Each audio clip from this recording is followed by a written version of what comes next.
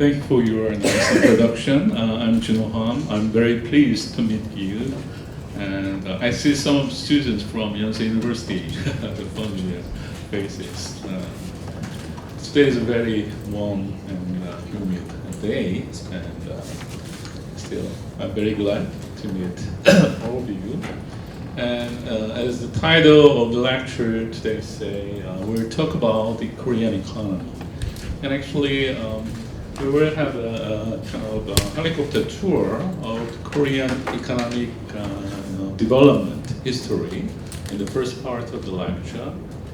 And then we'll talk about briefly again the Sholan economic outlook, especially this year and next year.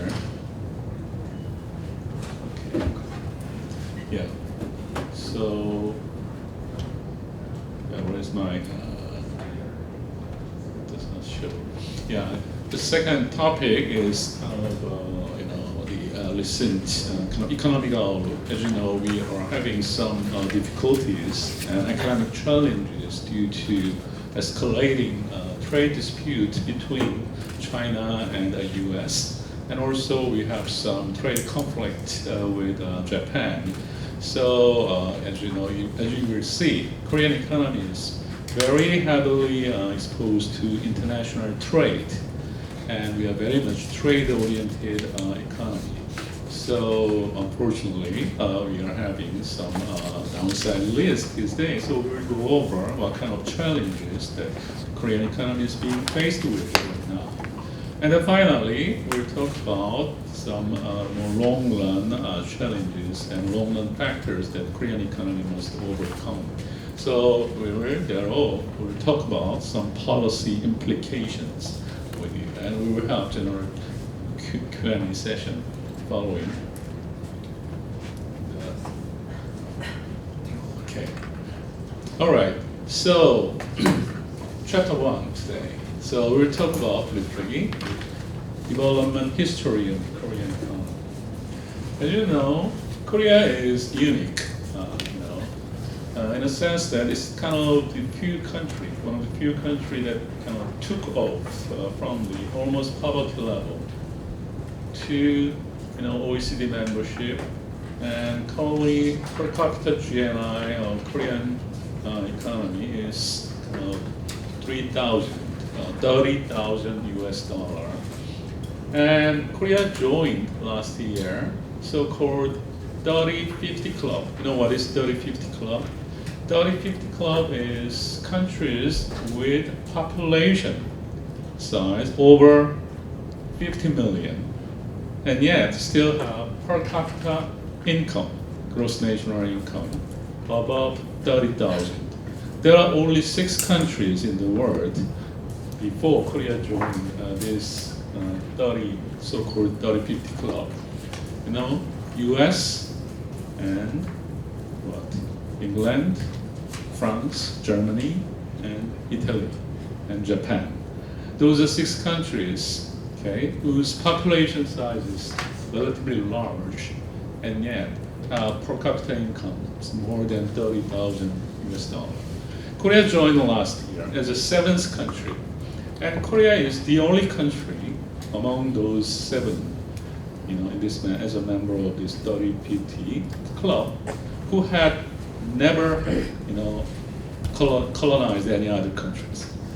Okay, so other countries have some colonies and benefited from their economic integration with colonies, but Korea have never had any colony. But still, Korea joined this club. And as of last year, Korea's GDP is 1.6 trillion US dollar. So the world 12th, largest country in terms of its GDP. Its ranking is 12th in the world. And per capita GNI, its rank is 30th country in the world. As you can see, this graph shows per capita GNI, and Korea was, liberated from Japanese colony in 1945 at the end of the Second World War. And Korea soon after, Korean War broke out. And then this war almost broke down the Korean economy. The destruction of all existing capital, social infrastructure and everything. Almost 80% of infrastructure almost been destructed as a result of this Korean War. And then Korea, experienced a couple of revolutions and military coup. So basically, Korea remained at the poverty level, with per capita GNI is less than 1,000. But then, from 1961 to 1996, where Korea has obtained OECD membership in 1996, its per capita GNI has increased dramatically. You can see from almost 0 to more than 12,000. But then Korea experienced two major financial crises, but those are not just Korea's crisis. First, Asian financial crisis. All Asian countries, especially these emerging countries like Singapore, Thailand, and all, Hong Kong, Taiwan, all East Asian countries, experienced this huge crisis. Korea was not an exception and suffered a lot, where per capita GNI fell dramatically. But then it soon recovered, and again, as you know, the world global financial crisis broke out in 2008, right, with the fall of Lehman Brothers. And as a result, Korea was affected here again. So per capita GNI slided, but then it recovered and achieved 30,000 in the year 2018. And this actually 30 years is sometimes called this East Asian miracle, and Korean Han Rivers, miracle of Han River, studied by many international organizations such as World Bank. So what kind of lessons could we learn from this East Asian countries' economic miracle called East Asian tigers, something like that, right? So for those tiger countries, like includes not just Korea but Singapore, Hong Kong, and Taiwan. But Korean economy, although it looks really dramatic, amazing. Now, as I will discuss with you, Korean economy is being faced with huge challenges, lots of vulnerabilities and risk. So now Korean economy is at the crossroad. So we'll talk about now today. And this, this year of 30 years is very important in terms of economic development and economics in major countries. So many countries try to learn and obtain lessons from those periods called Korea's economic policy, which I will talk a little bit more in detail. But anyway, as a result of this democratization and economic development, Korea's literacy rate dropped substantially. And actually, one of the factors that has contributed much to dramatic increase in this economic welfare and economic development is education. So Korea's huge investment in primary and secondary education, and as a result, the accumulation of human capital, it was one of the very significant factors that have led to the very rapid increase of economic development.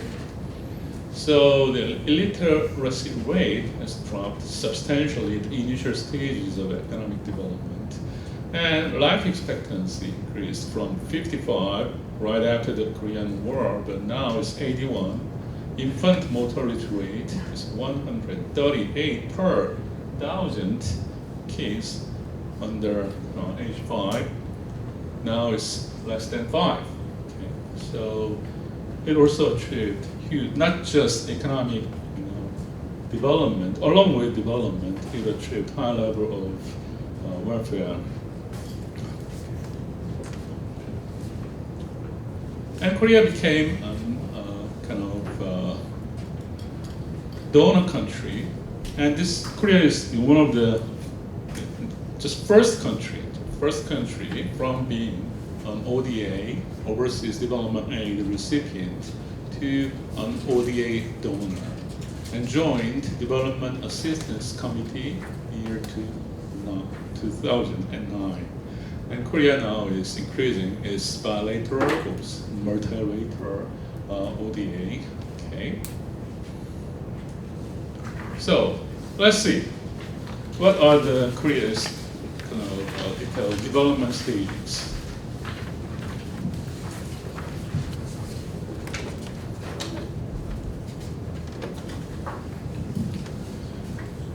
As you can see here from this kind of schematic diagram, Korea began its economic development right after the military coup in 1961. And during the 60s, in the initial stage, Korea's economic development policy was mostly labor-driven, export-oriented kind of policy. These two stages, Korea, as you will see, Korea's kind of development policy is heavily linked with its export-oriented, outward export-oriented development. There are two types of economic development policies in an open developing economy. One is import substitution policy, such as India, for instance, took this kind of policies, exploiting large population and large economic size. They tried to substitute imports and then build domestic industries to cater this domestic large domestic economy. And by doing so, it can increase, it can industrialize its economy. That's import, oriented, substitution, import substitution, domestic oriented import substitution policy. But Korea realized that this is not for Korea, because Korea did not have such large population. Korea did not have lots of inputs or raw materials, resources to produce. So actually what Korea did is export-oriented, outward-bound kind of policy. What Korea did is try to import intermediate goods and also raw materials, and then Korea makes something and then export.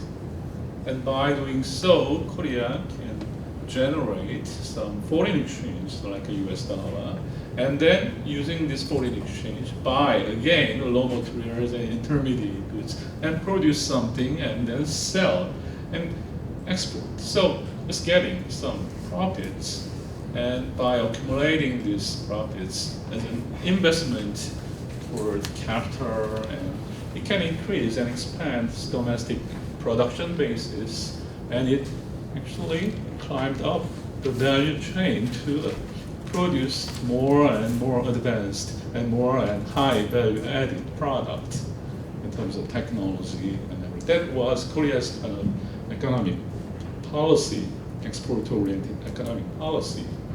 But initially, in the first stage, because Korea did not have enough capital, no machines, so what Korea produced is mostly labor-intensive product, a very low value added. You know what is Korea's export item in early 60s? Before textile. What? Yeah, how do you know that? It's wigs. Yeah, with woman's hair.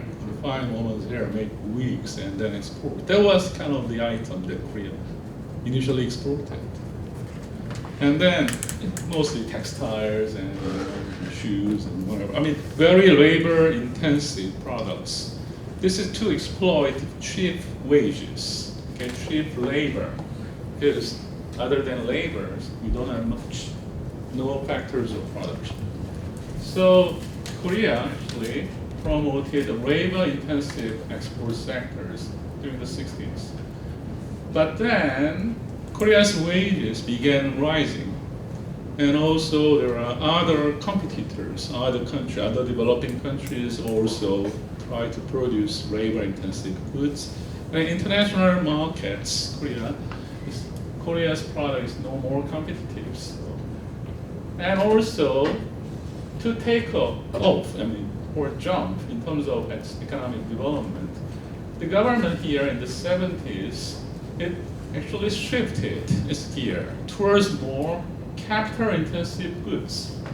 So now this stage is called investment-driven kind of export policies. So major items here, so called heavy and chemical industries. Korean government introduced various policies to promote heavy and chemical industries, such as shipbuilding, steel, petroleum, all these kind of things. So Korea, but this heavy and chemical industry, to develop this kind of production facilities, Korea needs to mobilize huge amount of money to build factory and to build investment, right? Machineries. And so Korea actually at the time used very heavy intervention in the financial sector and then tried to allocate national saving as well as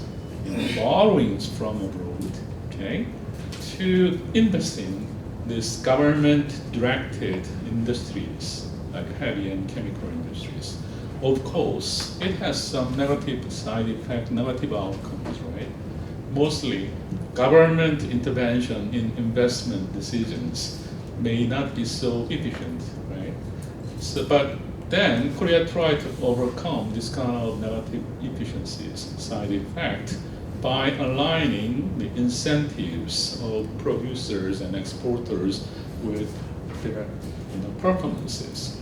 Korean government actually used various policies to channel cheap credits, cheap funds to this kind of heavy and chemical industries so that they can build and invest and expand production capacities so that they can achieve international competitiveness in this kind of area. This is the time where Korean automobiles, building, steels, all this investment was undertaken. During the 80s, now Korean government realized that Korean economy became so large and became so complicated and complex. So it's beyond the scope of government intervention. So from 1980s, Korean government tried to withdraw its hands from the market and try to liberalize and try to bring in market forces so that Korean economy can be transformed truly market-based economies. But, as you know, always, regulations, sometimes regulation produce negative outcomes and it lead to inefficiencies, but too much, okay? Early deregulations or immature deregulation may sometimes lead to the failure of the economy, especially when market is not sufficiently not well organized and not functioning. So as a result, there have been some over-investment problems and all these kind of things actually have led to the Korean economic Asian financial crisis. But anyway, this is the kind of stage where Korea shifted from industry targeting to more market economy. And instead of direct government intervention, try to foster these industries indirectly using lots of support such as research and development, R&D. Okay? So there is a huge R&D investment. And during the 90s and year 2000, now it's called more innovation driven. So now instead of government intervention and direction, industries are promoted to develop based upon their own innovations, and government try to support some infrastructure like information infrastructure and continue the indirect subsidy to R&D activities, something like that. And now we're entering into these stages.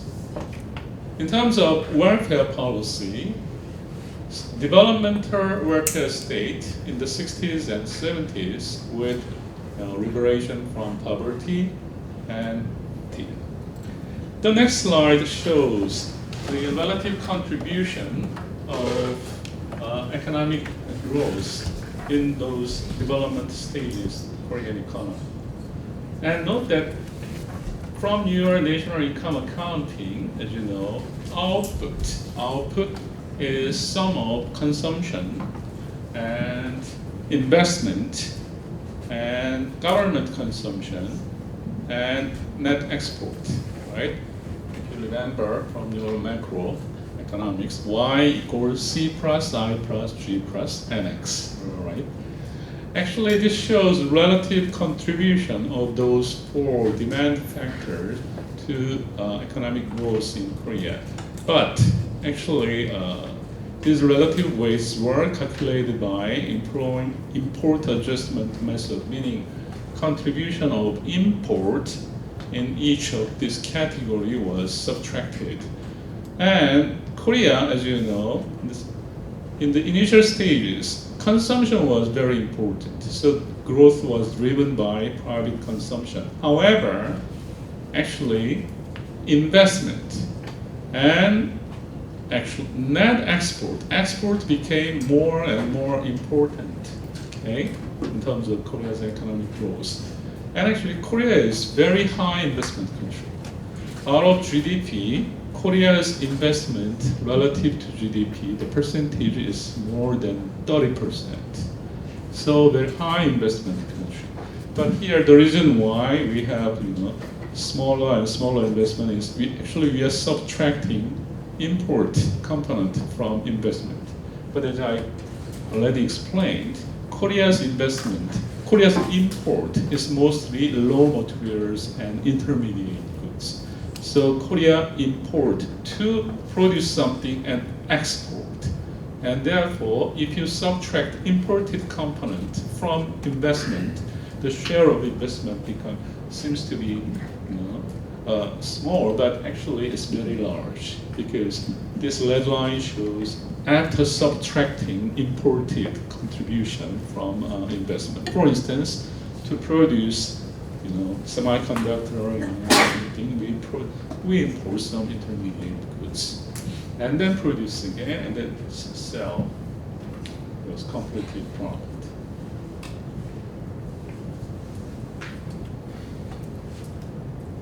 If you look at this, relative contribution in terms of or relative share of export items before 1968 and before the heavy and chemical industrial policies introduced in early 70s by the government. As you can see, light manufacturing industries such as textile and more labor-intensive goods, it explained major share, okay, more than 50% up until late 1960s. Although heavy and chemical industry, share of heavy and chemical industries is gradually increased, but still it's something like 35%. However, after heavy and chemical industries oriented policies, now these light industries, textile, leather, and other light industries, the share of these light manufacturers among the all manufacturing value added is declining. And instead, heavy and chemical industries and also transport, electronic equipment, these explains now actually more than almost 80%, right? So it's much more in terms of value added, it's much more is heavy and chemical oriented industry. So Korea is basically producing intermediate goods in a sense, like a semiconductor, and then export this to China or other European countries, and these semiconductors and chips will be used, in other home appliances or something like that. This is the point why Korea is undergoing currently great difficulties, because global contractions in the global trade, and especially downturn in global manufacturing cycle as an outcome of this kind of international disputes and trade conflict, they are not investing as before. Many countries, like especially China, due to these trade uncertainties, investment is not that active worldwide these days. But then it has a huge impact on the Korean economy because Korea is basically producing goods to be used in investment, like chips and steels. Okay, we will see. Given this helicopter tour of the history of Korean economic development, with this background, let's see what are the actual economic forecasts this year and probably next year.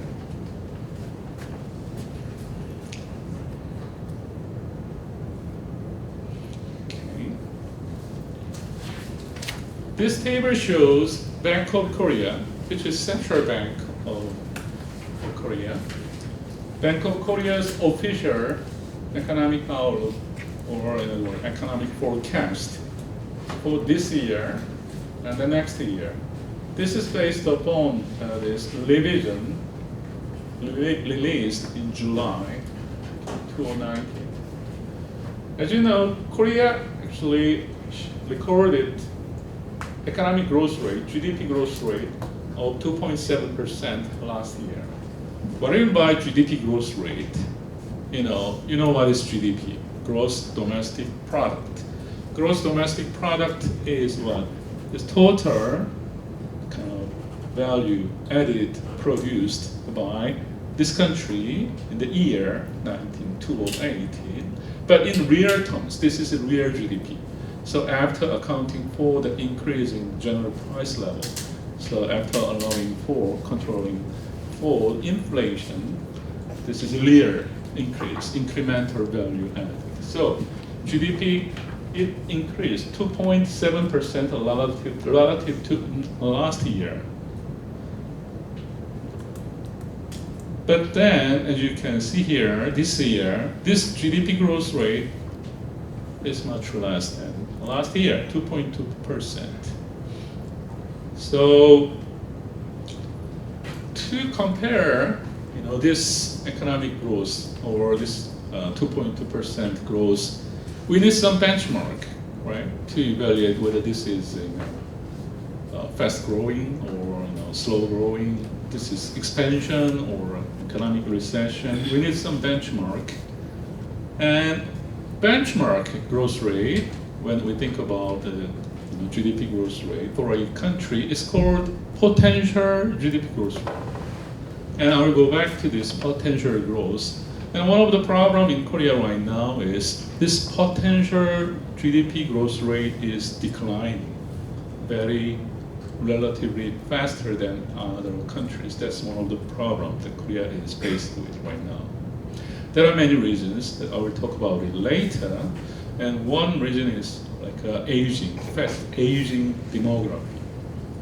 But anyway, this potential GDP growth rate is the rate of GDP growth rate that a country can achieve without, generating much inflation, or in other words, by employing all available factors of production, such as capital, human capital, and labor. That's kind of normal growth rate, in a sense, potential growth rate. And Korea's GDP growth rate, this potential level growth rate is currently is believed to be something like 2.5, 2.6%. It's much, much lower than growth rate, potential growth rate 10 years ago. 10 years ago, it was more than 5%. But it's slowing down very rapidly. What is China's GDP potential growth rate? For instance, right now, it's believed more than 6%, something like that. What about US? Slightly less than 2%, but now it's believed that US potential GDP growth rate is actually rising rather than falling because it's high productivity along with this technology kind of development. But anyway, it's amazing that Korea is a relatively small economy, is growing only 2%, 2.5% is potential growth rate, while US, much bigger country, is growing again, it's similar to 2%, something like that, right? What about Japan? Japan's potential growth rate is to be less than 1%.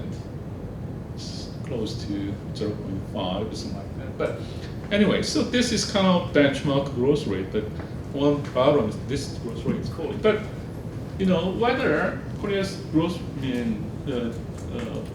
whether or not you believe GDP and potential growth rate in Korea is 2.5 or 2.6, it's clearly less than this potential. That means Korea is slipping into recession right now. Okay, it's much less, and even this 2.2% growth rate this year is believed to be optimistic.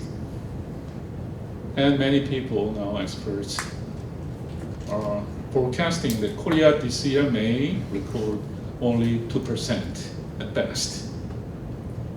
Or if Japan-Korea trade relationship, if further tensions escalate, then probably this year's Korea's GDP growth may fall below 2%.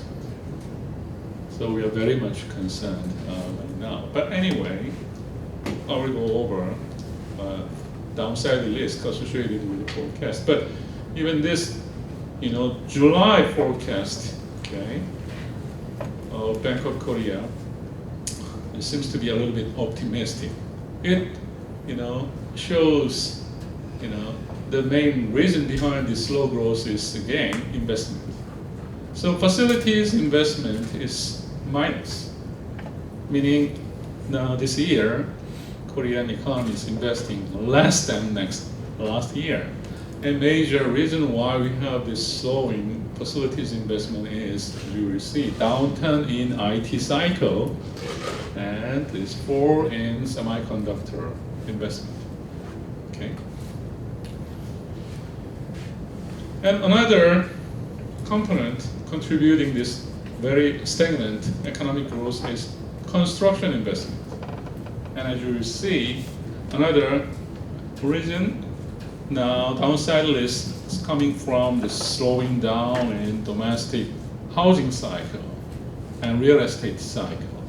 The housing sector, real estate sector was booming actually in the year 2017 to 18, but it's now undergoing adjustment. Okay, that's another factor. And most importantly, this weakness in trading. Korea's export. Now, Korea's export this year is recording more than minus 10% fall compared to last year. Okay, not just unit prices falling of Korean exporting items such as semiconductor. Even actual quantity of Korean export is slowing down, is contracting due to very sluggish international trade, as you will see. I will show you in a minute. But anyway, if you decompose this Korea's GDP economic growth into domestic demand components like domestic consumption, domestic investment, government spending, and net export, as you can see here, from last year, domestic demand component is relatively stagnant. Contribution from domestic consumption, domestic investment, and domestic government spending is less than 1%, less than 2%, like 1.6, 1.7. What does this mean? Without exporting sector, Korean economy would have grown only 1.6%. But further, in addition, exporting. Korean export is still contributing to Korea's economic growth in a positive way. And the reason is Korea, while export is contracting, export is slowing down, import is slowing down as well. So in net terms, X minus M, export minus import, is still generating some positive surplus, and it contributes to economic growth. That's why we have positive numbers here. And partly, the reason why Korea is still generating or recording trade surplus is because, as I have emphasized, Korean import is major. Major portion of Korean import is investment related, and basically this is to export. So in a sense, if Korea's export is slowing down, then import will also slow down as well, simultaneously. That's why structurally we have this net export, which is X minus M, is still positive. Okay, but contribution of this next export is shrinking. So Korean economy is slowing down. Next year is believed to recover a bit, like a 2.5, is very close to Korea's potential GDP growth rate. However, this assumption, again, as you can see from positive numbers, 3.4 for facilities investment, where this recorded minus 5.1. This depends on the scenario that next year IT cycle, global manufacturing cycle will be recovered. But this is hope. Okay, still too much optimistic, given the what's going on between US and China these days. It will be very difficult to expect this trade dispute will be resolved next year. We will see. Okay. So I think both this year's forecast and next year's forecast is a bit optimistic. And this, especially this forecast, did not reflect the new development between the trade tensions between Korea and Japan. Okay, it was released before in July. So if Korea-Japan trade conflict, it materializes, this risk really materializes, then there is a possibility that the Korean economic growth path will be further shift down. Okay, there's downside risk.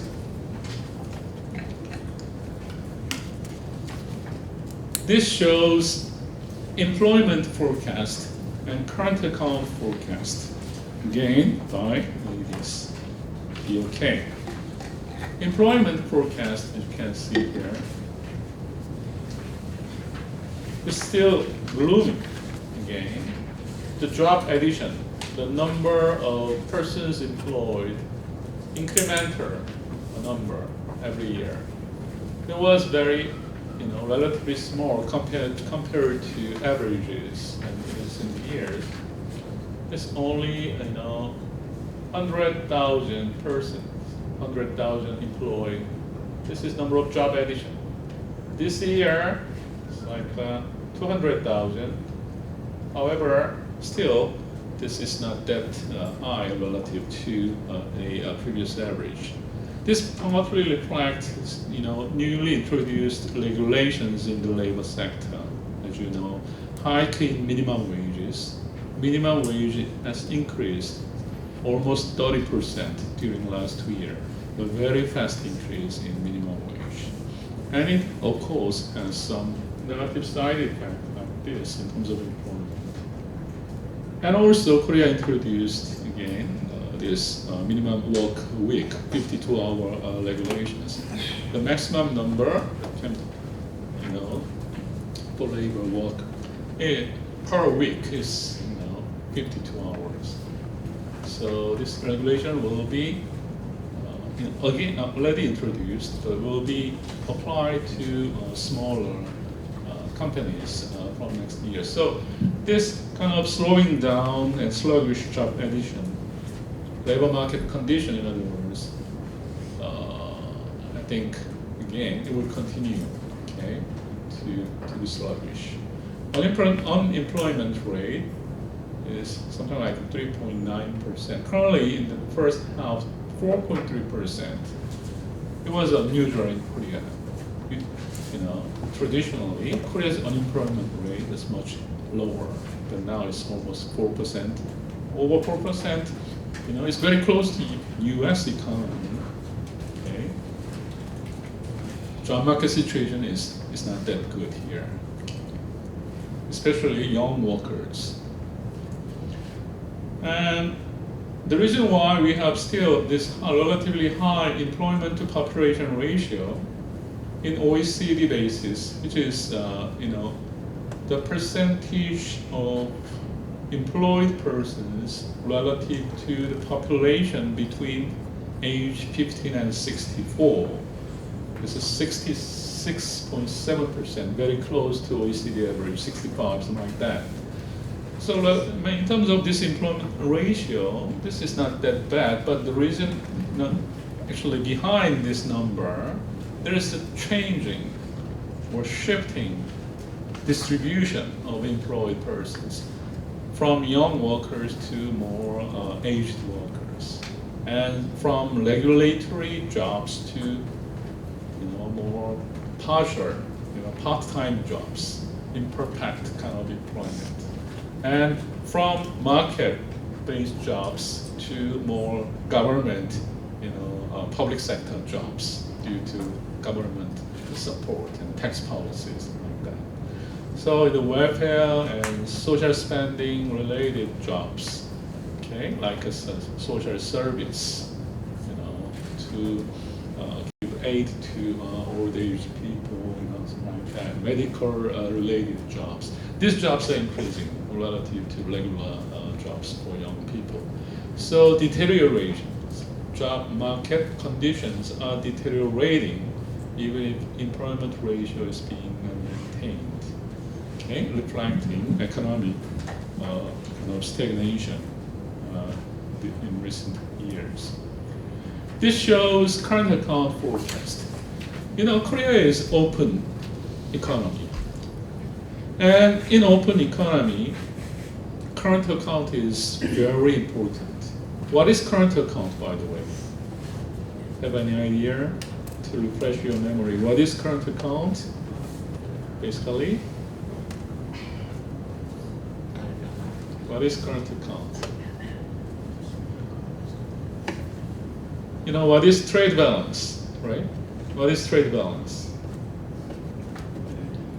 Trade balance for an economy is, in open economy, trade balance is export minus import, right? Basically, current account is very similar to export minus import. They're very similar to trade balance, but in addition to trade balance, we have some component related with, factor income from abroad. If Korea, invest a lot, and dividend income or labor income, from workforces working abroad, but this is a minor item. So mostly current account is very similar to trade balance, export minus import. But then why is current account is important? Because current account reflects a lot. If current account is in deficit, what does that mean? Like a US. Trade deficit. What does that mean? Of course, US is not exporting enough to cover its investment. So export is less than investment. Export is less than import. That's direct meaning of trade deficit. However, there is indirect meaning. indirect determinant. What does this trade deficit reflect? Trade deficit reflects the situation that this country is spending more than they produce, spending more than their income. Okay? And another way of interpreting trade deficit is this country is saving less than investment. Okay? So, US, for instance, like President Trump argues that the reason why US is kind of recording trade deficit is because, trade is not fair. And, for instance, China is, artificially manipulate currencies to generate trade surplus vis-a-vis US, something like that. So try to interpret, from the direct meaning of trade deficit. US export is less than import. But China, for instance, counter-argue, tag US, criticize US. The reason why you guys are recording trade deficit is because you spend too much than you produce. Okay? You have to save more. But you consume too much. That's why, basically. And both arguments are correct. It's jointly. But anyway, what I'm saying is, for big countries such as US, Japan, trade deficit may not be a big problem. However, for emerging market countries such as Korea and many other countries like Turkey, Argentina, Venezuela, these days they are having foreign exchange crisis, right? Basically, they are not generating trade surplus. And current account, mainly determined by trade balance, current account is the unique way of generating foreign exchange, like a US dollar. This is the only way, especially in crisis times. For instance, when Korea entered into the financial crisis back in 1997, no countries were willing to lend US dollar to Korea. In other words, it's impossible to borrow anymore for foreign exchange, right? But then, the only way of generating US dollar is by exporting and by importing less, exporting more. In other words, generating trade surplus. So current account surplus is a very important indicator of the soundness of foreign exchange management. If a country is incurring negative current account, meaning current account deficit, especially in successive ways, year by year, then investors tend to pour their money out of the country because this country is not generating sufficient foreign exchange. Therefore, they are concerned about whether their investment, whether it will be paid back or not, right? So when current account deteriorates, successive current account deficits will be accumulated as a foreign currency debt in the country, which may lead to financial crisis, foreign exchange crisis of this emerging market country. So maintaining the soundness of this current account, okay, especially generating current account surplus, is very important actually to prevent foreign captors, okay, escaping from this country. So, but fortunately, Korea is generating positive current account actually. So in terms of foreign exchange wise, Korea does not have a big problem these days. Very robust foreign exchange situation. Korea has recorded, successive current account surplus, okay, during last 20 years, like that, except for just one or two occasions. All this current account surplus has been accumulated as foreign exchange reserve official foreign exchange reserve at the Bank of Korea.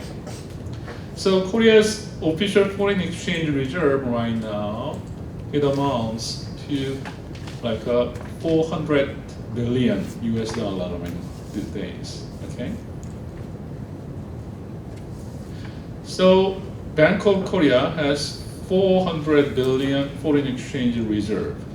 This foreign exchange reserve can be used as an emergency support of foreign exchange liquidity problem of Korean companies and Korean, households. So foreign exchange wise, no, not that big problem. In addition to this official foreign exchange reserves, Korean private sector, private households and private companies, they have net external assets. In other words, their foreign assets minus their foreign liability is again, this amount to almost 400 billion. So altogether, Korea has external, foreign currency like a dollar or euro assets of something like 800 billion. While Korea's total external borrowing, external debt in foreign currency is only 400 billion. So Korea has almost twice as much as Korea's foreign currency debt. So foreign currency asset is almost twice. So that's why foreigners now these days, international investors, okay, they are not much concerned about the foreign exchange situation of Korea. This is unlike global financial crisis back in 2008 or 1997 Asian financial crisis. At that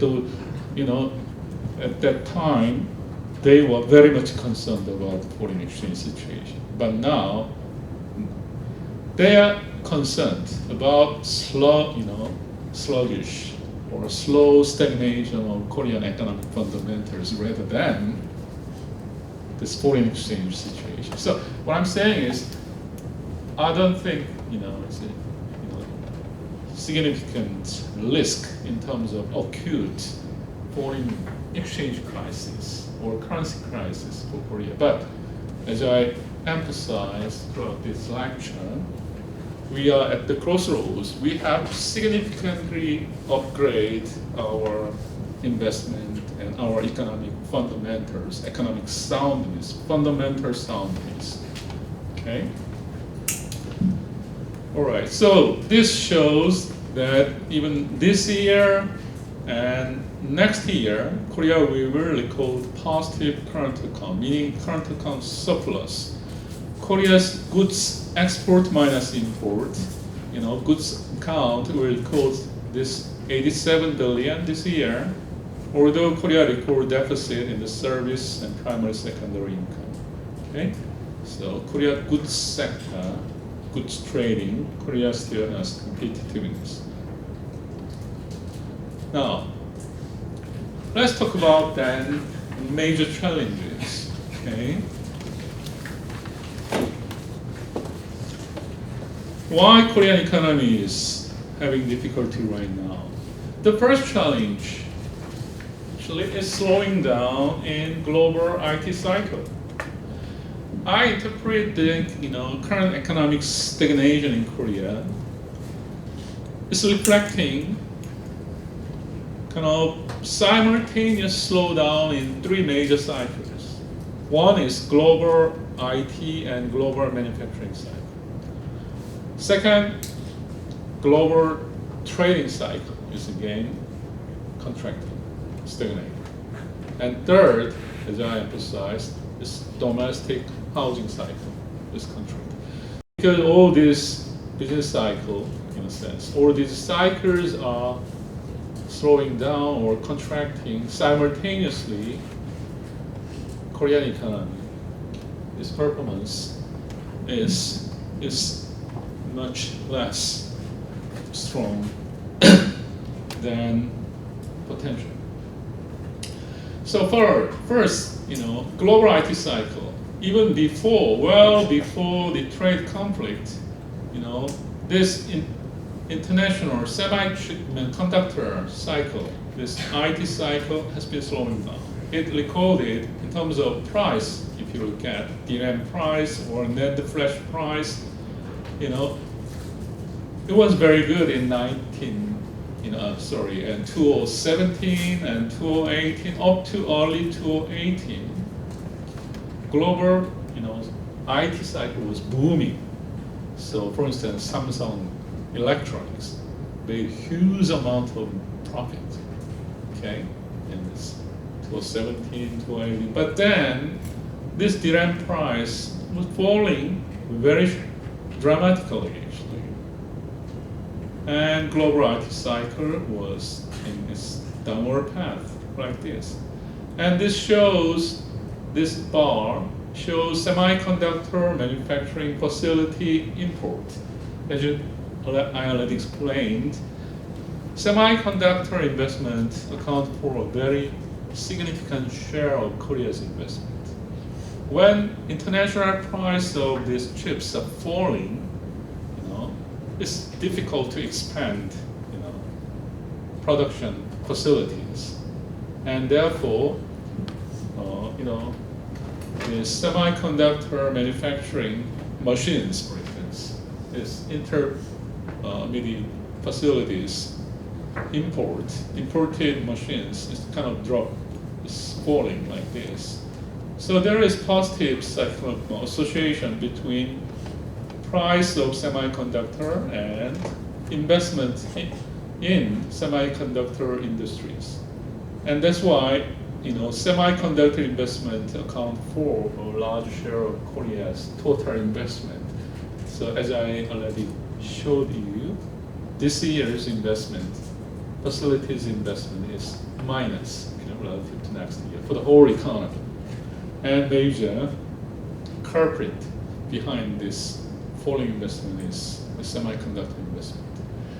Note that this shows IT investment and this shows non-IT sector investment. And although IT sector is almost like 20% of the total sector, it increased very fast. IT investment was booming in 17 and 18. Okay, however, it's falling dramatically.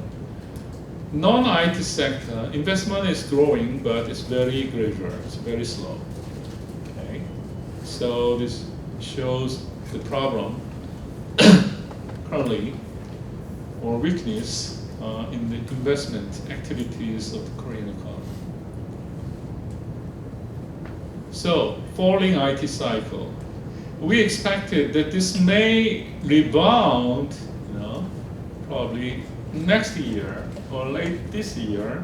However, this IT cycle, recovery of global IT cycle is being delayed. And the reason is global IT is heavily interrelated with Chinese economy, and also this is badly impacted by US-China trade kind of deficit. So recovery of global IT cycle is being delayed. So this is having, this becomes downside factor, risk factor for the economic prospects of the Korean economy next year.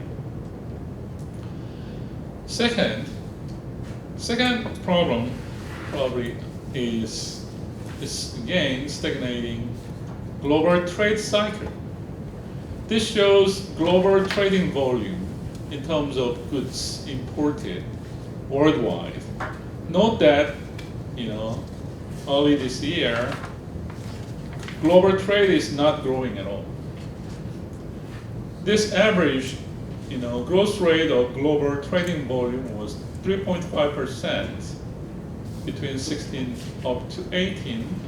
However, it sharply decreased in the fourth quarter of 2018, but then in the first and second quarter, this year, global trading volume is almost stagnated.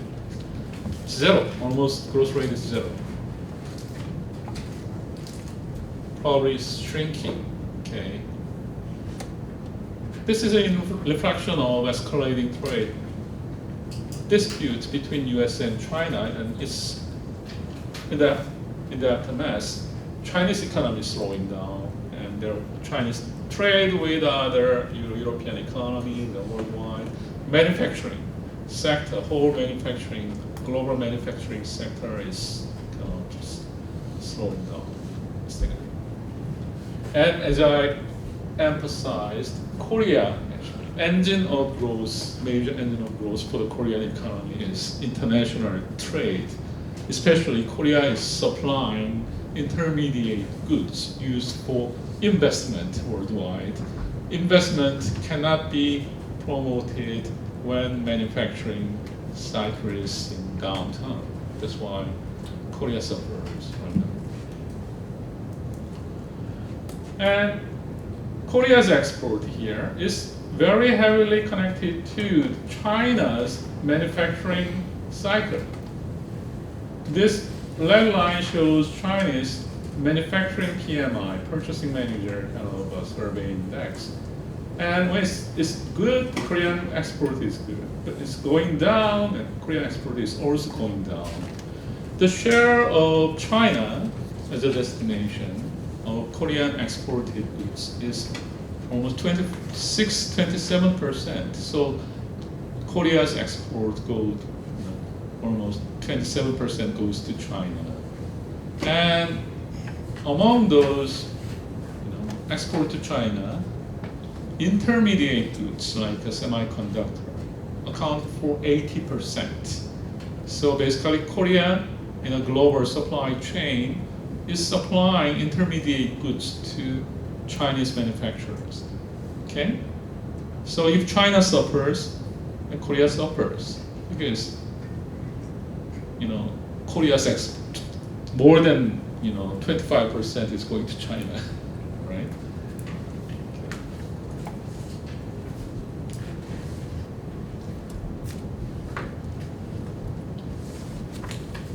Okay.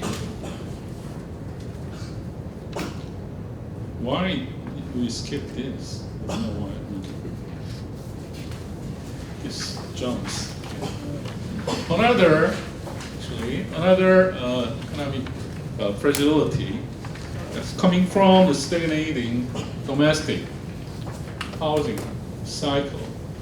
And Korea actually experienced some kind of bubbles in the from 16 and 17 and up to early 18 to 18.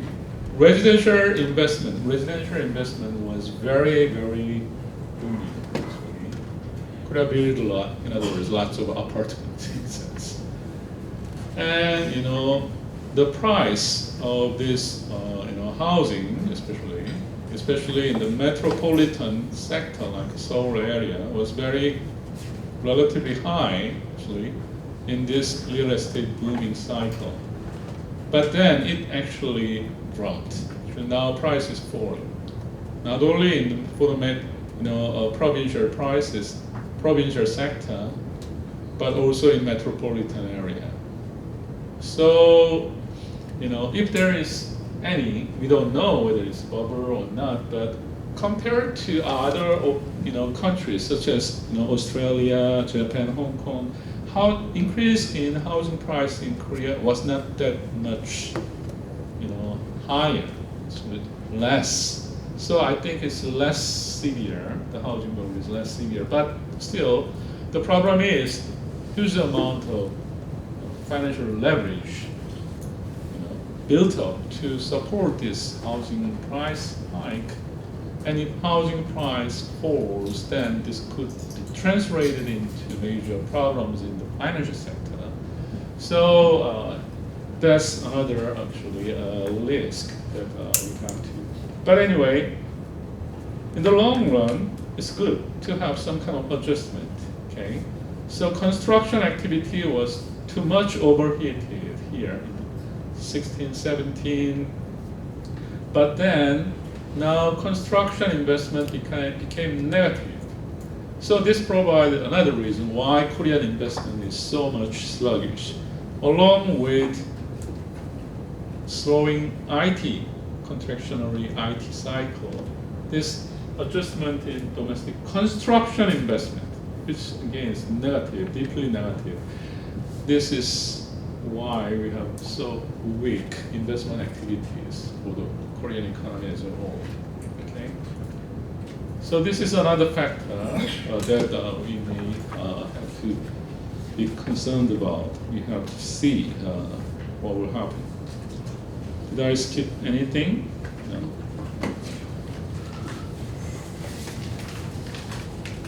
So we have seen IT cycle, domestic housing cycle, and also global trading cycle. And another risk factor is in reflection of this booming housing cycle, this household debt has increased very rapidly in Korea.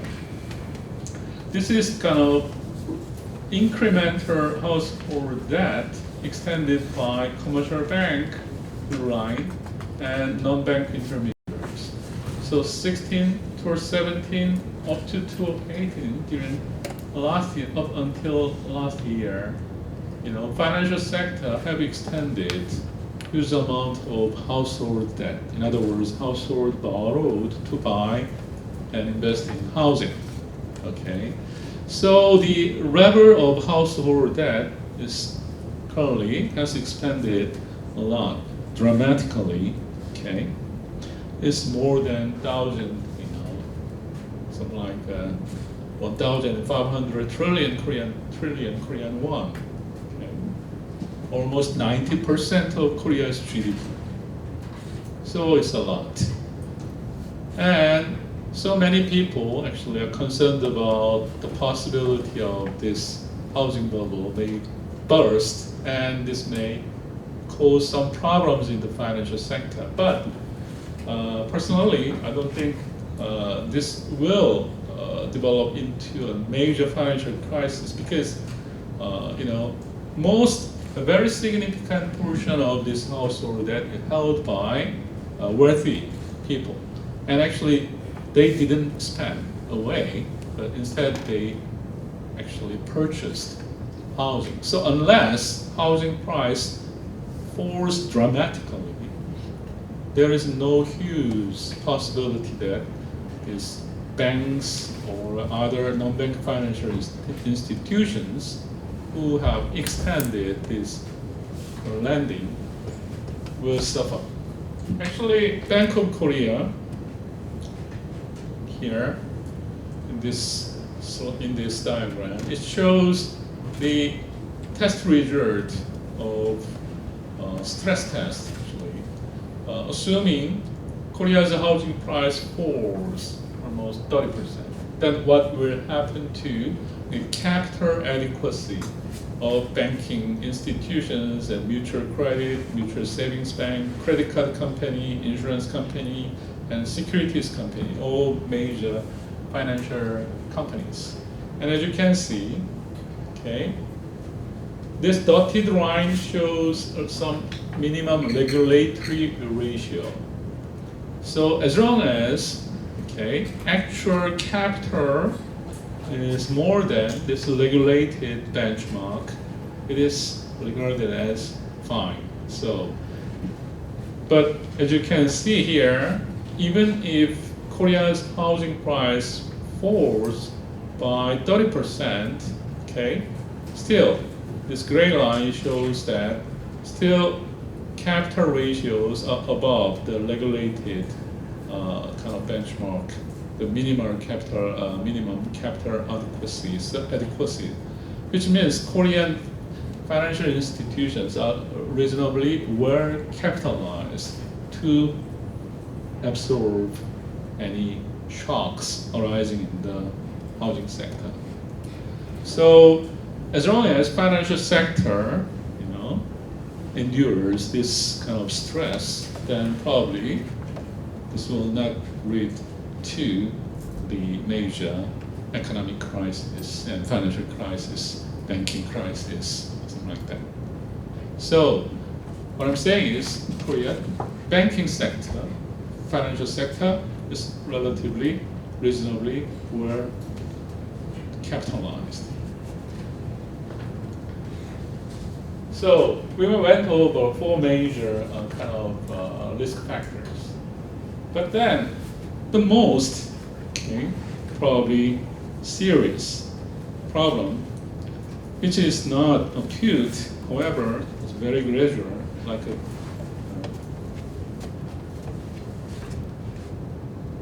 is demography, is kind of changes in demography, aging. These 2 panels shows Korea, which is kind of a red line here, orange line, and Japan, but with 20-year lag. Japan's 20 years ago, in a sense. The trend of those 2 countries' population growth rate and old age dependence ratio. Population growth rate, in Korea is falling down, right? And probably in 2022 or 3, I mean, we don't know exactly, but we can forecast reasonably accurately in terms of the demographic changes, right? It will soon, after a couple of years, we'll recall total population growth will fall down to 0 in Korea. Okay.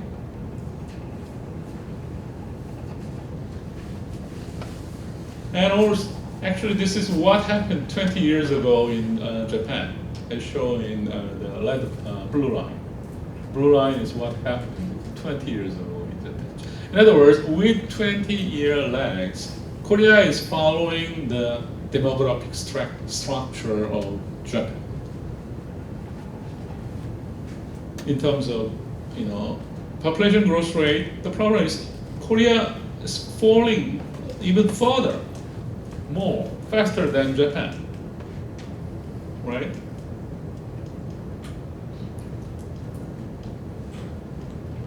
Childbirth rate is very low in Korea. Fertility rate is very low. And also mortality rate of aging people is also very low. It's falling. So aging is fast aging country in the world, probably. Most fastest aging country in the world. So population growth will be minus soon. What about this dependency ratio? Old age dependency ratio shows it indicates it indicates the ratio of number of those aged above 65 years old and as a share of relative to those between 15 to 64 years. So we call this a working age population from 15 to 65, right? From 15 to 64.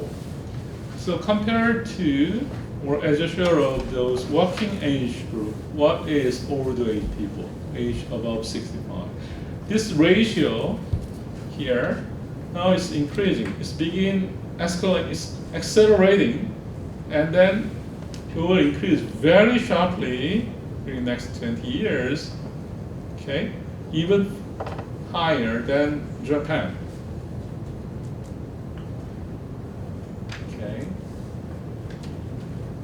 This kind of fast aging, is causing lots of problems. And one of the probably most fundamental problem is this falling potential growth, as I already mentioned. This shows potential GDP growth rate, estimates of potential GDP growth rate, and shows its component using growth accounting. As you know, real GDP, Y, the amount produced within a year in a country, is what? It's produced by its factors, right? What's factor? Mostly two important factors. One, labor demand. The other one, capital. So for a country to grow, either population must grow or must increase its investment. So this capital, contribution of capital, in other words, investment to growth, potential GDP growth rate, this shows this column. And this is contribution from incremental employment, in other words, labor, okay? Contribution of labor, contribution of capital. And another source of economic growth is, as you know, total factor productivity. In other words, given same labor and capital, some countries can produce more. Why? Because it has higher productivity. Total factor productivity is a component of labor productivity.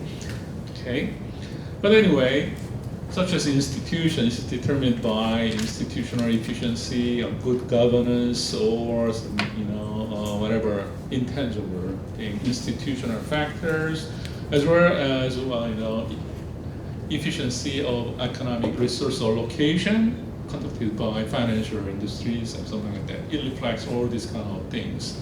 So by combining capital and labor and based upon the productivity, total factor productivity, a country is producing output. So this shows kind of potential GDP growth rate and its decomposition by factors of potential growth, like capital contribution, employment contribution, and total factor productivity growth. Note that in early 2000 here, potential GDP growth was 4.7. It's falling down, and even this year actually estimated from 16 to 20, it said it's 2.8, but recently Bank of Korea revised down. Right now, potential GDP growth rate this year and next year is estimated to be, as I said, 2.5 and 2.6, something like that. So it's already less than 2.8 here. But note that contribution of capital is falling, but this is again more serious. Contribution from the employment side is soon become negative because population is growing negatively, in other words. Population will decrease, especially working age population may decrease. And this causes some serious problem. So contribution from the labor side is negative. So it's a major force of declining this potential GDP growth rate here. So what's the alternative way of sustaining potential growth when a country is experiencing this rapidly declining population? Either investment or increase total factor productivity. But the problem is, investment. As I said, Korea's investment ratio is very high compared to the international standard. Korea's investment out of GDP is almost 30% already. Heavily investing country. So we have reached kind of accumulated fixed capital. We have accumulated substantial amount of investment and therefore capital. Its contributions becomes less and less, and countries becomes larger and larger. So capital contribution is very difficult to increase this capital because Korea already have invested a lot in fixed capital. And further, we have declining workforce. The only way left for Korea is to sustain potential growth. We have to increase total factor productivity. That's the only way. Note that this table assumes 1% growth, for instance, for the period 2016 to 2080, it assumes 1% total factor productivity growth. Then we have this 2.8% okay, potential GDP growth rate. And assumes 1.2% growth for this future period, but still this potential growth rate is falling like this. But what about, suppose total factor productivity is 0 here. Then what would be potential GDP growth rate? If this is 0, 1.3, some of this, right? If this is 0, then what happened? 0.7, 0, then 0.2. If this is 0, then now, soon, after 20, years, Korea's GDP growth rate will be 0. Potential GDP growth rate will be 0 if total factor productivity growth falls down to 0. You know the significance of the policies to improve total factor productivity, right? So this shows probably a very serious long-term problem with Korea. How to overcome this? Probably one option is to open our labor market and accept immigration, let's say, right? But Japan did not actually open their immigration, right? And there are many countries with different policies towards immigration. So that's one option. Second, increase participation of women. Okay, still women's labor participation in Korea is relatively low compared to other advanced countries. So you can increase working age group, and also extend, let's say, retirement. Okay, so that old people remain in the labor market. And more fundamentally, we have to pursue structural reform to increase total factor productivity, to increase labor productivity. That's much more important. But actually we are going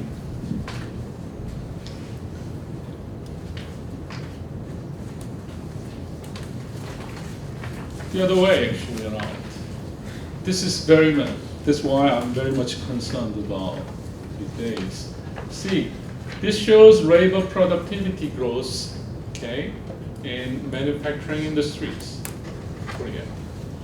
According to Bank of Korea study here, Korea's manufacturing industries shows labor productivity growth rate of average 5.3% for the entire period of analysis, like from 2001 to 2015. Before, if you break down those sample period into two sub-samples, before global crisis and after global financial crisis, if you compare the numbers, labor productivity was 7.9. That was the growth rate before, but after the global financial crisis, it went down to 2.2%. Okay, substantial decline in the growth rate of labor productivity. Okay. Again, if you decompose the whole manufacturing industries of Korea into high technology industry, medium to high technology industry, low to medium technology, and low technology industries, okay? Note that the fall or decline in labor productivity is substantial for high-tech and medium to high-tech industry group. And as you can see here, high-tech industry include semiconductor, display panels like smartphones and so on. And medium to high technology industries include machinery, automobiles, and shipbuildings, all these kind of industries. Note that these are high-tech and medium to high-tech. These industries are major exporting items of Korea. What I'm saying is, in major exporting industries, Korea's labor productivity is declining fast. And if you dig into the factors of this declining labor productivity growth, total factor productivity, as I said, is declining much relative to capital equipment ratio. You can actually decompose labor productivity in terms of gross accounting. Labor productivity is what? Output, Y divided by L. This per capita output. That's a combination. Labor productivity is combination of total factor productivity and capital labor ratio, which is called, this is capital equipment ratio. In other words, amount of capital per labor worker. Intuitively, we can increase labor productivity in a worker's productivity. How? By increasing his productivity, own productivity, total factor productivity, or by giving this worker a better machine, better tools, more capital. That's capital equipment ratio. So what I'm saying is, when we decompose this labor productivity into two components, one total factor productivity and capital equipment ratio, for manufacturing industries in Korea, the decline in labor productivity mostly came from the declines in total factor productivity rather than capital equipment ratio. What does this mean? This means that even if we expand capital in these manufacturing industries, the improvement will not be much significant. Rather, we have to improve this total factor productivity in the manufacturing sector, because that's the main cause of falling or labor productivity in manufacturing industries. If you do the same analysis for service sector, not manufacturing industry, service industries, the other way around is, okay, true. If you look at the service industry, even if I did not show this table here, rather than total factor productivity, capital equipment ratio, the contribution of capital equipment ratio is more significant in the service sector. What does that mean? Even if service sectors, in Korea service sectors, productivity is low, if we upgrade or expand investment in the service sector, then we still have rooms to improve labor productivity in the service sector. However, in the manufacturing sector, further capital investment will not increase a lot of labor productivity because it's already matured. Rather, we have to improve total factor productivity in the case of manufacturing sector. So what we need is more investment, more deregulation or an investment in the service sector. We need deregulation, and we have to open our service sector to international forces. We have to upgrade the service sector. However, in the manufacturing sector, we need restructuring. We need more flexible labor market, more flexible allocation of, entry and exits of new innovative firms in the manufacturing sector, and facilitate exits of non-competitive firms like zombie firms that are, surviving in the manufacturing sector. We have to accelerate restructuring of the manufacturing sector. That's the way to upgrade, sustain potential growth rate where there is a huge negative pressure coming from fast aging demographic structure. That's the major challenge for the Korean economy. I know time is limited, so I'm not sure whether I gave sufficient information about the history of Korean economic development, as well as current state of the Korean economy, along with some challenges or fundamental risk factors for the Korean economy to sustain its growth path. I think this is what I can explain. So let me open to questions. We have 20 minutes, 15 minutes to go, right? So, any question? Yes. Considering that you were saying that the productivity in manufacturing industry is declining and there's potential for the service one, out of curiosity, at what point is Korea in substituting people with machine in order maybe to increase or to change like this problem in manufacturing and to like bring people on the service sector in order to have, like, to balance the things.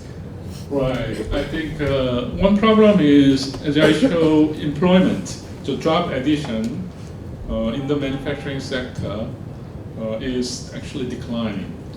And we have more additions in the service sectors. So we are already having some workforces kind of transferring from the manufacturing sector to the service sector.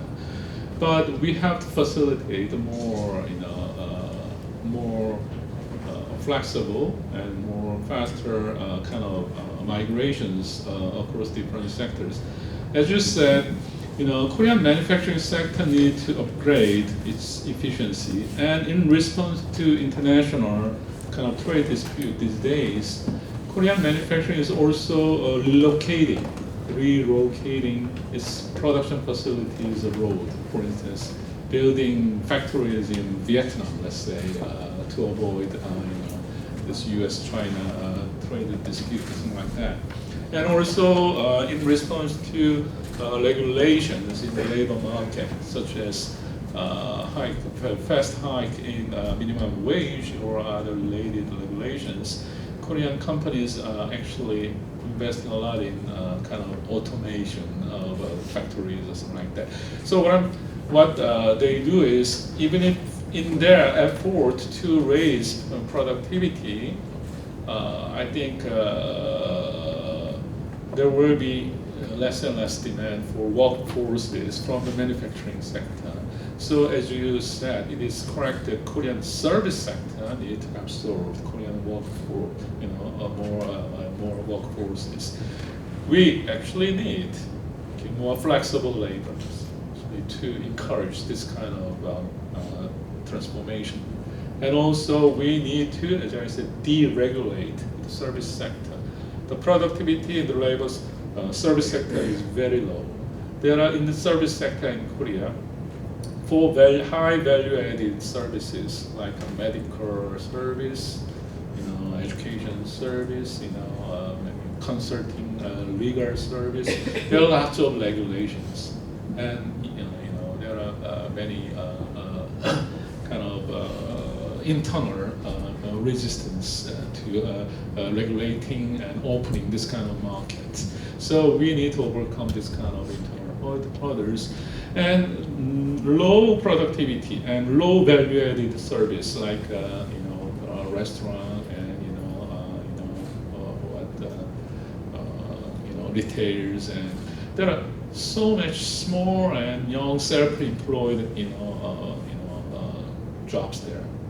Korea has almost 5.5 million self-employed actually, and this, in terms of share of total employment, the share of self-employed in Korea's total labor employment is highest in the world, except for Greece. Greece country has highest share of self-employed, but other than Greece, Korea, there are so many small shops and small, restaurants, small, their productivity is definitely very low and extreme competition. The survival rate of this small self-employed shops is only 3 years. 30%, 3-year survival rate is only 30%, meaning 70% will go out of business in 3 years in this extremely kind of red ocean, very competitive sector. So we need to do lots of things in the food service sector, and we can upgrade this. Another probably policy direction is opening this market for foreigners, and especially foreigners may be invited, welcome to play here in this service. That is the way of upgrading our labor market to facilitate industrial kind of restructuring. But I'm not ignoring the importance of the manufacturing. Korea is, as you have seen from Korean economic development history, is heavily manufacturer-oriented industry, and we cannot give up manufacturing. So, manufacturing sector, we need restructuring, and we need lots of new innovative firms in manufacturing and this kind of things. Any other question? Oh, before we continue, when you're asking your Professor Ham your question, please state your name as well as your affiliation and university. Thank you. Okay. Yes. Thank you for a very informative lecture, Professor. And my name is Amali from HUBS, Hungarian Foreign Studies. And you mentioned that the contribution of labor side is declining, and as a solution for that, you mentioned one thing is extend the retirement so we can keep the older people in the labor market. But as I noticed, if I'm not wrong, as I noticed that unemployment rate, especially the youth labor force between age 22 to 29, has been rising from 6.1 to 9.2 Right. throughout the years. Right. So then, since you mentioned to extend the retirement, that means still we are losing the opportunities for the youth, young generation. So is there any idea or your opinions to I agree, actually. There is a short-run trade-off. There is a short-run trade-off between this young generation jobs and old generation remaining in the market. Okay, yeah, I agree. However, actually, in the long run, having and retaining more workforce in a productive sector may contribute to positive growth, which will generate jobs for young people. So in the long run, this probably there will be a positive contribution of having more people working older. However, in the short run, there is a trade-off. So one thing that probably we can do is we should not retain probably same older people in the same job, even if they have less, low productivity. We have to make our labor market more efficient and more flexible. And wage, for instance, must reflect the productivity, I think. If, old people, unless they maintain high productivity, if they remain in the same job, then probably their salary must, reflect this declining productivity. Okay, so that the savings from this, declining wages or salaries or whatever, this can be used to hire more, young people for a new job. And relatively, young people have higher productivity. If they have higher productivity, or they can be used for education to foster young people to have more higher productivity. So we need basically more flexible labor market in terms of getting jobs and finding new jobs and switching their jobs, so that this retaining old people in the market may not have distortionary and negative impact for young workers, as you mentioned. That's a very important point. A very challenging, difficult task to achieve. Yes. Any other question? Or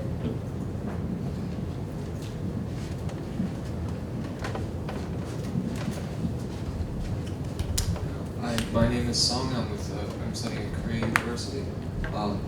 I agree with the point that you made about how there's too many regulations in Korea. I've spoken to people and read about many people who wanted to start a business here and they end up leaving to the USA because there's just too many obstacles.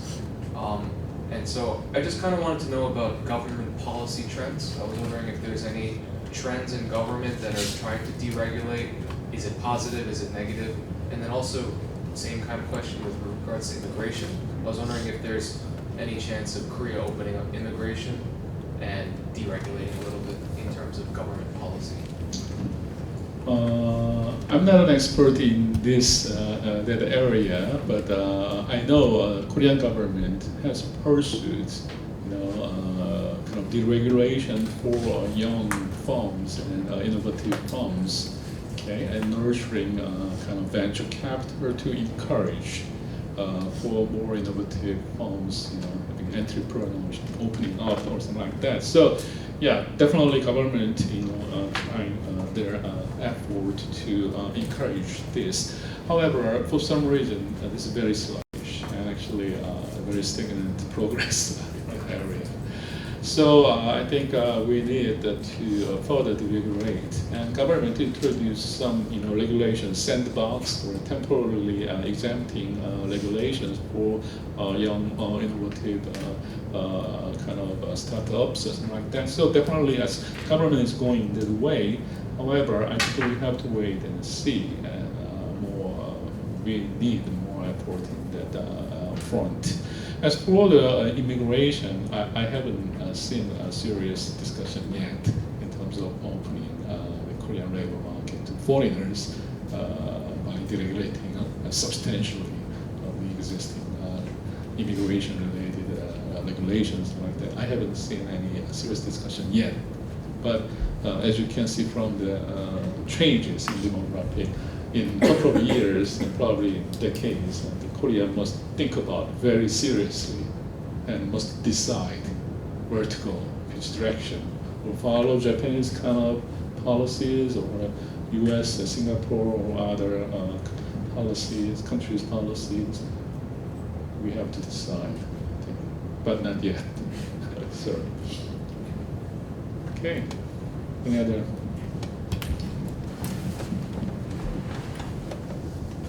Thank you, Professor. I'm Kalipan from SKKU. Professor, my question is concerning FDI. FDI, yeah. This is outside Korea, whereby Korean business established in outside countries. How is it captured here in Korea? Is it considered the export for Korean government? No, actually, foreign direct investment is captured in not current account activities, but as a capital account activities. And there is a separate statistics for foreign direct investment. And actually, the value added produced by foreign direct invested companies abroad, let's say, is not included in Korea's GDP, according to GDP accounting, as you know, right? Yeah. For instance, if Korea Samsung Electronics, let's say, it produce semiconductor in, let's say, in China, Xi'an factory, something like that. That's included in China's GDP, not Korea's GDP. But Korea is actually foreign direct investment in manufacturing sector is increasing very fast. So Korea, as I said, is kind of a manufacturing sector, try to relocate its production base abroad. That will not help Korea's GDP growth. However, when they make profits and send money back to Korea, then it will contribute to Korea's GNI. So national income will increase, and Korea's actually income, current account will improve if they send dividend or something. So when they send outcomes of the world production activities back to Korea, it will have, however, this foreign direct investment outbound will not help Korea's GDP or Korea's employment in the short run. So we need foreign direct investment into Korea from abroad, meaning many foreign countries. We want foreign firms to establish Korean factories and Korean subsidiaries so that they can hire more Korean people, and because their production and employment will contribute to Korea's GDP. The other way around. However, foreign direct investment into Korea is slowing down, while Korea's foreign direct investment abroad is increasing. So that's not a good sign. It answers to your question? Yeah. Okay, finally. Yeah, hi Professor, thank you for the lecture. I just wanted to switch to trade a little bit. Sorry, I'm from Yonsei University. My name is Yue. I'm also interning here at the Sage Institute. I wanted to ask about the Korea-Japan trade dispute. From my understanding is that Korea still has some reserves in these chemicals that were restricted. Basically my question is, how long time does Korea have before this dispute will start to seriously affect its economy? Oh, I don't have that information. Sorry. I'm not Samsung, so I don't know how much they have inventories of chemicals critical to the production of semiconductors. Are you talking weeks or right? But actually, there was some concern that probably 3 months is the maximum. That's what they say. But it turned out to be wrong. And also, as you know, yesterday, Japanese government allowed this ultra something. I cannot remember something register. One of the 3 key critical components to the production of semiconductor. Japanese government, even if Korea was delisted, it gave permission for Japanese firms to export those critical chemicals to Samsung yesterday. That means import will continue. So we have to wait and see. Actually, even if Japan excluded Korea from their white list, actual materialization of the negative outcome depends upon whether what will be the direction of their actual implementation of regulations like that. So I think we have to wait and see. I don't know. I'm sorry. I'm not an expert in semiconductor industry. Okay. I think the time is up. All right. So thank you for listening my talk, and I hope you learned something from my lecture. And on this hot and warm, humid day of the summer, Korean summer is not that pleasant, but I hope you enjoy your staying in Korea, and you learn a lot from your kind of university. So you don't have classes during summer, right? But still, we have a couple of weeks to go before having fall semester. So enjoy and try to taste some Korean food, Korean culture, enjoy Korean culture.